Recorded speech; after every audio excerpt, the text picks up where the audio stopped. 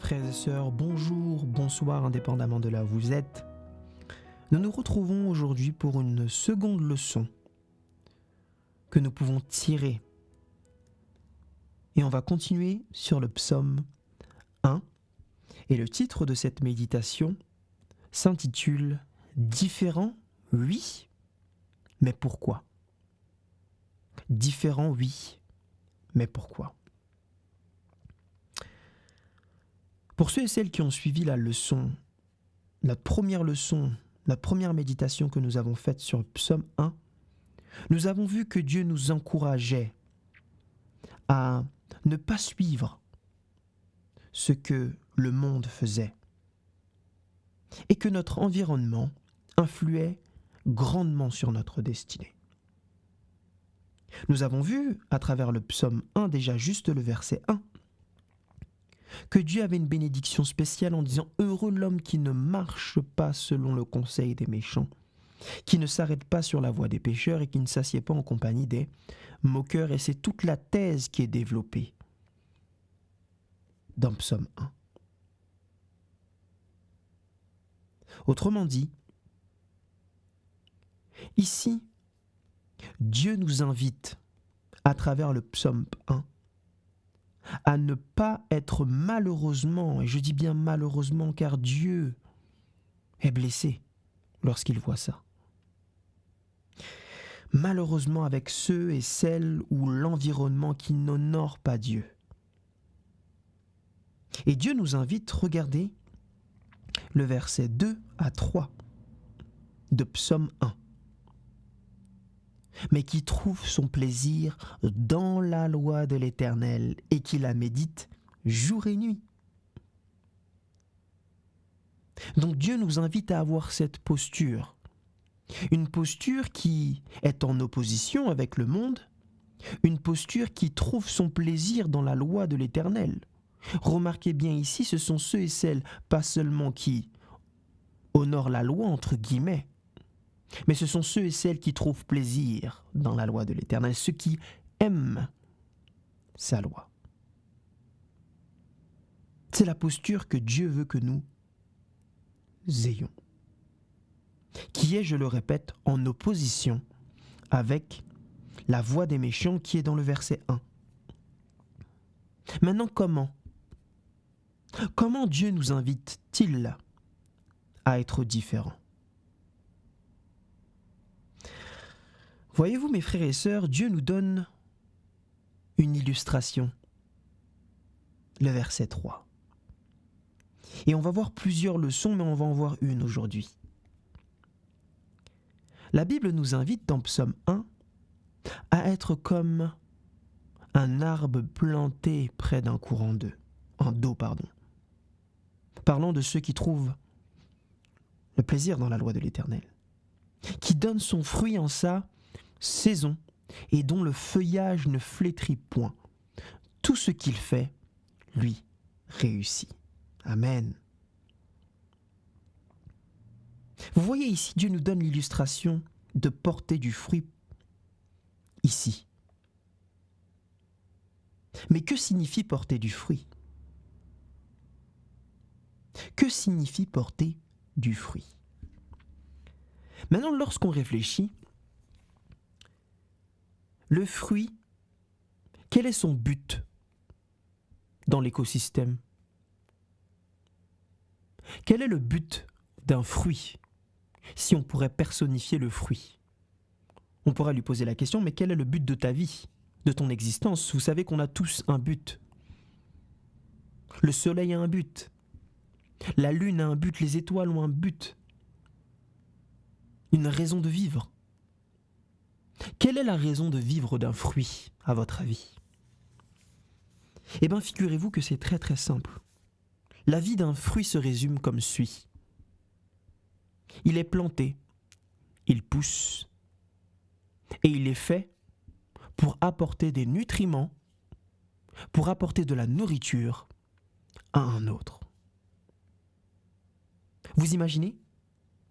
Le fruit, lorsqu'il mûrit et qu'il est bon pour la moisson, ne lui sert pas pour lui-même, il sert pour l'autre. Autrement dit, le but du fruit, je le répète, est exclusivement tourné vers l'autre. Il est fait pour être une bénédiction pour l'autre. Maintenant, quel est le rapport par rapport à nous? Dieu nous compare à ce fruit lorsque nous sommes différents de ce que le monde propose. Lorsque nous sommes différents, nous apportons en réalité une bénédiction aux autres. Pourquoi? Comment pourrions-nous aider quelqu'un alors que nous sommes exactement pareils? Je prends toujours cette image qui est un peu caricaturale, mais comment un riche pourrait aider un pauvre qui est dans le besoin s'il n'a pas d'argent, s'il n'a pas de quoi le sortir de cette misère? Voyez-vous, il nous faut être différents pour pouvoir aider l'autre, comme ce fruit dont le but de son existence n'est autre que de bénir l'autre, lui apporter les nutriments nécessaires, lui apporter la nourriture nécessaire, lui permettre d'avoir la force nécessaire. C'est la raison de vivre du fruit. Et c'est la raison de vivre de ceux et celles qui décident d'avoir une vie différente en Jésus-Christ et par Jésus-Christ seulement. Pas de même. Et différent ici, j'aimerais le souligner, ne signifie pas être mieux ou moins bien, d'ailleurs. On vit dans une société où quand on est différent, on dit « Oh, il pense qu'il est mieux ». Ou quand quelqu'un est différent de la tendance, on dit « Oh, cette personne est moindre ». Être différent signifie simplement ne pas être comme l'autre. Et quand une société vit en harmonie dans la différence, comme ce qu'on appelle une université, donc unie dans la diversité, alors on devient une lumière pour l'autre, comme ce fruit. Alors différent pourquoi? De même que le fruit est différent et qu'il donne, et que le but de son existence, est de bénir l'autre, de la même façon, nous devons être différents du monde pour être une bénédiction pour l'autre. Et c'est ça la leçon que nous avons vue aujourd'hui, différent pourquoi? La Bible nous invite, elle t'invite toi, moi, et tous ceux qui écoutent ce message et qui sont chrétiens en réalité. Comme Jésus-Christ l'a dit dans Matthieu 5, vous êtes la lumière du monde.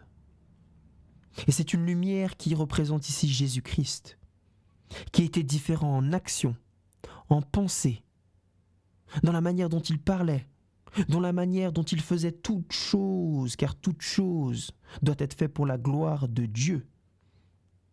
Dans tous les points de sa vie, il était une lumière pour l'autre.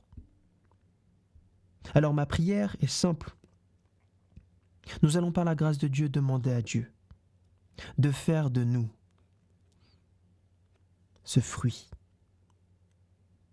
de nous rendre différents de ce que le monde propose, de laisser Dieu opérer cette différence de lui-même, afin non pas que ma lumière luise, mais sa lumière. Prions. Tendre Père Céleste, notre Dieu, notre Père, notre Roi, nous te remercions pour ton amour, ta fidélité. Merci Père éternel de cet exemple que tu nous as donné à travers Jésus-Christ. Nous comprenons à travers cette leçon sur la différence que nous devons être en toi, pour toi. Et que parce que nous sommes en toi, tu nous invites à être différents de ce que le monde propose, non pas pour nous glorifier nous-mêmes, mais comme le fruit, à être une bénédiction pour les autres. Je te prie afin que ce soit une réalité dans ma vie et dans la vie de tous ceux qui entendent cette méditation. Au nom de Jésus-Christ, nous t'avons prié.